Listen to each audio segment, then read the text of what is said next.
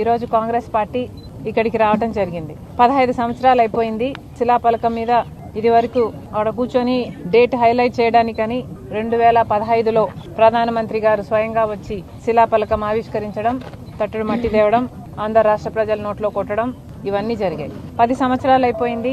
2025లో ఉన్నాం. మొన్న మోడీ గారు మళ్ళీ వచ్చారు. మళ్ళీ పెద్ద పెద్ద మాటలు చెప్పారు, ఆవిష్కరణలు చేశారు, శంకుస్థాపనలు చేశారు. మళ్ళీ సేమ్ సీన్ రిపీట్. మోడీ గారు తాను వేసిన శిలాఫలకాన్ని మర్చిపోయి 10 సంవత్సరాలు దాటిపోయాక మళ్ళీ వచ్చి మళ్ళీ అదే సీన్ రిపీట్ చేయడానికి మోడీ గారికి ఎలా ఉన్నిందో గానీ ఆంధ్ర రాష్ట్ర ప్రజలకు మాత్రం చాలా ఇబ్బెట్టుగా మళ్ళీ ఈయన నమ్మొచ్చా, మళ్ళీ చంద్రబాబు గారు ఏ బేసిస్ మీద నమ్ముతున్నారు, రాత్రి పడ్డ గోయిలోనే మళ్ళీ చంద్రబాబు గారు పగలు పడుతున్నారు అని అభిప్రాయంలో ఆంధ్ర రాష్ట్ర ప్రజలు ఉన్నారు. రాష్ట్రం ఏర్పాటైన తర్వాత 2014లో అప్పుడు మనకు కొత్త రాజధాని కావాలి అని చంద్రబాబు గారు 33,000 ఎకరాలు రైతుల దగ్గర నుంచి 29,000 రైతు కుటుంబాల దగ్గర నుంచి భూములు సేకరించి 33,000 ఎకరాలలో ప్లస్ ఒక 20,000 ప్రభుత్వ భూమి అంటే మొత్తం 54,000 ఎకరాలలో అమరావతి రాబోతుందని, అద్భుతమైన గ్రీన్ ఫీల్డ్ సిటీని కడతామని చంద్రబాబు గారు చెప్తే మోడీ గారేమో ఢిల్లీని తలపించే రాజధాని కడతామన్నారు. రాజధాని బాధ్యత పూర్తిగా మోడీ గారిదే అన్నారు. తీరా చూస్తే ఇక్కడ పిచ్చి మొక్కలున్నాయి.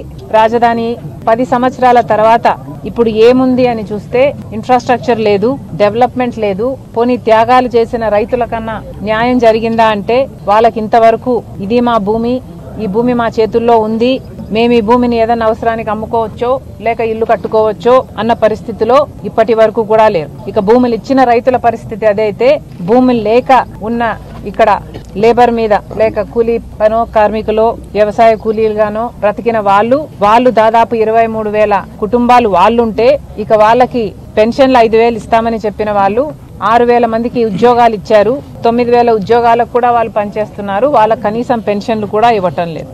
ఇది ఈ రోజు వాస్తవం. ఇక్కడ ఇది ఈ రోజు వాస్తవం అయితే 33,000 ఎకరాలు రైతుల నుంచి తీసుకున్నారు. 20,000 ఎకరాలు ప్రభుత్వ భూమి ఉంది. దీన్ని అద్భుతంగా నిర్మాణం చేస్తాము అని చెప్పారు చంద్రబాబు గారు. 2019 నాటికి దాని ఎస్టిమేషన్ 50,000 కోట్ల రూపాయలు వేశారేమో. ఈ రోజు దాని ఎస్టిమేషన్ 70,000 కోట్లకు దాటింది. చంద్రబాబు గారు ఇప్పటికీ 53,000 కోట్ల రూపాయలకు సంబంధించిన టెండర్లని ఆమోదం కూడా తెలిపారు. ఇదంతా చూస్తుంటే కేవలం ఒక భ్రమలో ఆంధ్ర రాష్ట్ర ప్రజలను పెట్టే ప్రయత్నం జరుగుతుందా అని అనిపిస్తుంది. ఎందుకు మాట్లాడుతున్నామంటే నిజానికి రాజధాని కట్టే బాధ్యత కేంద్రానిది. విభజన హక్కులలో ఆంధ్ర రాష్ట్ర ప్రజల ఒక హక్కు రాజధాని పూర్తి బాధ్యత, పూర్తి ఖర్చు కేంద్రమే భరించాలి. అలాంటప్పుడు 10 సంవత్సరాలైంది. ఇక్కడ శంకుస్థాపన చేశాడు మోడీ గారు. 2015 నుంచి 10 సంవత్సరాలుగా కేవలం 1,500 కోట్ల రూపాయలు మాత్రమే ఇచ్చారు. ఇది రాజధాని నిర్మాణం అని అంటారా? మరి ఇక్కడ పిచ్చి మొక్కలు కాకపోతే దీని పరిస్థితి ఏమవుతుంది? ఒక ప్రధాని హోదాలో ఉండి ఇచ్చిన మాట నిలబెట్టుకోకపోతే ఎంత దయనీయంగా ఈరోజు ఆంధ్ర రాష్ట్ర రాజధాని ఉందో మనందరికీ కళ్ళకు కనిపిస్తుంది. ఇప్పటికీ కూడా మన రాజధాని నిర్మాణ బాధ్యత పూర్తిగా కేంద్రానిదే. పూర్తిగా జీరో కాస్ట్ ఆంధ్ర రాష్ట్ర ప్రజల నెత్తిన పడాలి. అసలు మనం కాస్టే గురించి వరియే అవ్వాల్సిన అవసరం లేకుండా ఆంధ్ర రాష్ట్రానికి ఓ రాజధానిని కట్టాల్సిన బాధ్యత కేంద్రానిది. మరి అలాంటప్పుడు ఇప్పటికీ చంద్రబాబు గారు ముఖ్యమంత్రిగా 53,000 కోట్ల రూపాయలకి టెండర్లను ఆమోదం చేస్తే మరి వాటి డబ్బులు ఎక్కడి నుంచి వస్తున్నాయి? World bank, Asian development bank కలిపి 15,000 కోట్ల రూపాయలు వాళ్ళిచ్చిన అప్పుని మేము మా నెత్తిన వేసుకుంటాము అని కేంద్రం ఇప్పుడు చెప్పినట్టు వార్తలు వస్తున్నాయి. అసలు మాకు తెలియక అడుగుతున్నాము, ఈ అప్పుల వ్యవహారం ఏమిటి? చంద్రబాబు గారు సమాధానం చెప్పాలి. అసలు ఎందుకు అప్పులు తీసుకుంటున్నారు రాజధాని కోసం? చంద్రబాబు గారు సమాధానం చెప్పాలి. చంద్రబాబు గారు ఇచ్చిన బలం చేత ఈ రోజు కేంద్రంలో బీజేపీ పార్టీ అధికారంలో ఉంది. ఈ రోజు మోడీ గారు ప్రధానమంత్రిగా ఉన్నారు అంటే దానికి కారణం చంద్రబాబు గారు ఇచ్చిన మద్దతు. ఆంధ్ర రాష్ట్ర ప్రజలు ఓట్లేస్తే ఆ ఎంపీలు ఆ బలాన్ని అంతా మొత్తం చంద్రబాబు గారు మోడీ గారికి ఇస్తే ఈ రోజు బీజేపీ అధికారంలో ఉంది. మరి అలాంటప్పుడు ఆంధ్ర రాష్ట్ర ప్రజలకు బీజేపీ గాని మోడీ గారు గాని ఏం చేస్తున్నారో చంద్రబాబు గారు సమాధానం చెప్పాలి. పోలవరం మన హక్కు, ఇలా ఎన్నో హక్కులున్నాయి. స్పెషల్ స్టేటస్ మన హక్కు, ఇలా ఎన్నో హక్కులున్నాయి. రాజధాని కూడా ఒక హక్కు. అలాంటప్పుడు ఈ అప్పుల గోల ఏమిటి అని అడుగుతున్నాం. మాకు ఎందుకు ఇలా అప్పులు తీసుకొస్తున్నారు, ఎందుకు ఇలా అప్పులు ఇస్తున్నారు, ఎందుకు ఇలా అప్పులు మా నెత్తిన మా బిడ్డలను ఎత్తిన ఎందుకు పెడుతున్నారు చంద్రబాబు గారు సమాధానం చెప్పాలి. ఆంధ్ర రాష్ట్ర ప్రజలు ఇచ్చిన బలం చేత ఈరోజు కేంద్రంలో ఒక ప్రభుత్వం నిలబడే ఉంది. అంతేకాదు ఒక చంద్రబాబు గారైనా పవన్ కళ్యాణ్ గారైనా వైసీపీ అయినా అందరూ కూడా బీజేపీకి మద్దతుగానే ఉన్నారు. ఏదో ఒక రకంగా అక్రమంగానో సక్రమంగానో పొత్తులు పెట్టుకున్న వాళ్లే. కూటమి కట్టారు చంద్రబాబు గారు, పవన్ కళ్యాణ్ గారు, జగన్మోహన్ రెడ్డి గారు దత్తపుత్రునిగా అక్రమ పొత్తు పెట్టుకున్నారు. ఇలా అందరూ కలిసి బీజేపీకి మద్దతు ఇస్తూనే ఉన్నారు. అయినా కూడా బీజేపీ మనకు కనీసం రాజధానికి ఇవ్వాల్సిన డబ్బులు కూడా ఇవ్వటం లేదు అంటే ఇది ఎంత దారుణము, ఎంత ద్రోహము, ఆంధ్ర రాష్ట్ర ప్రజలను ఎంత భ్రమలో పెడుతున్నారో అర్థం చేసుకోవాల్సిన అవసరం ఉంది. చంద్రబాబు గారు ఇదివరకు కూడా పొత్తు పెట్టుకున్నారు, అప్పుడు విడిపోయారు, మళ్లీ పొత్తు పెట్టుకున్నారు. చంద్రబాబు గారు పదే పదే చెప్తున్నాము రాత్రి పడ్డ గోయిలోనే మళ్లీ పడుతున్నారు అని. అయినా కూడా చంద్రబాబు గారు అప్పులే తెస్తున్నాం, అప్పులతో కడతామనే చెప్తున్నారు. కానీ ఇది ఎక్కడ న్యాయం అని అడుగుతున్నాం. అసలు ఎందుకు అప్పులు తెస్తున్నారు? అసలు మీకు ఎవరు హక్కు ఇచ్చారో అప్పులు చేయడానికి? ఆంధ్ర రాష్ట్ర రాజధాని కట్టాల్సిన బాధ్యత కేంద్రానిదైతే మరి అప్పుల గోల ఎందుకు పెడుతున్నారు జనాల నెత్తి మీద? ఇప్పటికే 11 లక్షల కోట్ల రూపాయల ఆంధ్ర రాష్ట్రం మీద అప్పుంది. ఇది తీర్చడానికే ఎన్నో సంవత్సరాలు పడుతుంది, డెకేడ్స్ పడుతుంది. అది కాకుండా అదనంగా అనవసరంగా రాజధానికి అప్పు చేయాల్సిన అవసరం లేదు. ఇది మన బాధ్యత కాదు, ఇది కేంద్రం బాధ్యత. కేంద్రానికి మీరు మద్దతు ఇస్తున్నారు, మరి అందుకు బదులుగా కేంద్రం మనకి ఏం చేయాలి? కనీసం మీరు కాలర్ పట్టుకొని మేము మీకు మద్దతు ఇస్తున్నాము, మీరు కనీసం మాకు రాజధాని అయినా కట్టరా అని చంద్రబాబు గారు అడలేకపోతుంటే మరి ఎందుకు మద్దతు ఇస్తున్నారో చంద్రబాబు గారు సమాధానం చెప్పాలి. ఇవి ఏవి పట్టనట్టుగా చంద్రబాబు గారు ఒక భ్రమలో అరచేతిలో వైకుంఠం చూపిస్తున్నారు. ఇప్పుడేమో అదనంగా 40,000 ఎకరాలను మళ్లీ రాజధాని కావాలంటున్నారు. ఇది ఎక్కడి విడ్డూరం అంటున్నాం. చంద్రబాబు గారు ఏమైనా రియల్ ఎస్టేట్ వ్యాపారిగా మారారా? ఆంధ్ర రాష్ట్ర ప్రజలకు అనుమానం వస్తుంది, కాంగ్రెస్ పార్టీ ప్రశ్నిస్తుంది. మీరేమైనా రియల్ ఎస్టేట్ వ్యాపారం చేయాలనుకుంటున్నారా, లేక రియల్ ఎస్టేట్ మాఫియా చేయాలనుకుంటున్నారా? ఏం చేయాలనుకుంటున్నారు? 40,000 ఎకరాలు మళ్లీ సేకరిస్తారంట. 33,000 ఎకరాలకు సేకరించిన దానికే ఇప్పటి వరకు దిక్కులేదు. 3 సంవత్సరాల్లో కడతామని ఇప్పుడు ఏదైతే చంద్రబాబు గారు అంటున్నారో ఇదే డైలాగు చంద్రబాబు గారు సేమ్ సీన్ 2015లో కూడా చెప్పారు, 3 ఏళ్లలో కట్టేస్తాను నేను రాజధాని అని. మరి 3 ఏళ్లలో మీరు ఎందుకు కట్టలేదండి? మీరే కదా ముఖ్యమంత్రిగా ఉన్నారు 2019 వరకు. మరి 3 ఏళ్లలో కడతామన్న వాళ్ళు 3 ఏళ్లలో మీరు రాజధాని ఎందుకు కట్టలేదు?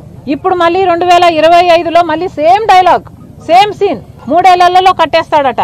మీరు ఏం కడతారో మాకు తెలియదు, కానీ అదనంగా ఇంకో 35,000 లేదా 40,000 లేదా 20,000 ఏదో వివిధ ఛానళ్లలో వివిధ రూపాలలో అనేక నంబర్లు వినిపిస్తున్నాయి.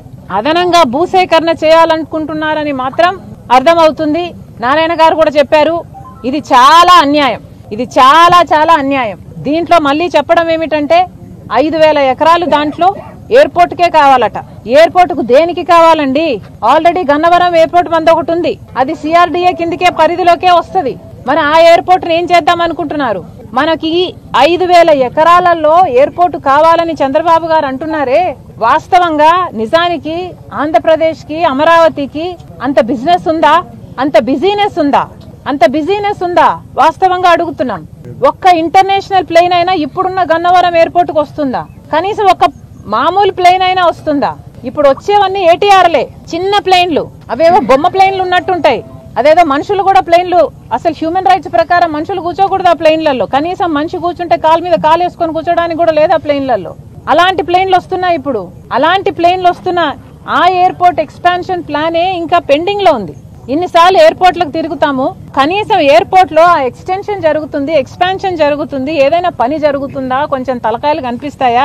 ఎక్కడైనా హెల్మెట్లు పెట్టుకుని మనుషులు ఏమైనా పని చేస్తున్నట్టు కనిపిస్తారా అని ఎన్నిసార్లు ఎత్తుకుంటానో నేనైతే. ఎవ్వరూ కనిపించరు, అసలు అక్కడ పనే జరగటం లేదు. ఈ ఉన్న ఎయిర్పోర్ట్ ఎక్స్పాన్షన్ ప్లాన్ కే దిక్కు లేకుండా పోయింది. ఇక్కడికే కనీసం ఒక పెద్ద ప్లేన్ కూడా రావటం లేదు, ఇంటర్నేషనల్ ప్లేన్ ఇంక అసలే రావటం లేదు. మరి అలాంటి అప్పుడు ఇప్పుడు మనకు 5,000 ఎకరాలలో ఇంకొక ఎయిర్పోర్ట్ కడతారట.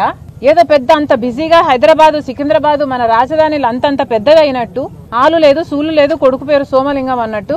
దేనికండి అని అడుగుతున్నాం. చంద్రబాబు కొంచెం భూమి మీద నడుస్తే బాగుంటుంది, ఆకాశంలో పయనిస్తున్నారు. అలాగే అరిచేతిలోనే అందరికి 3D గ్రాఫిక్స్ వైకుంఠము చూపిస్తున్నారు. అది కాదు సార్, వాస్తవం కాదది.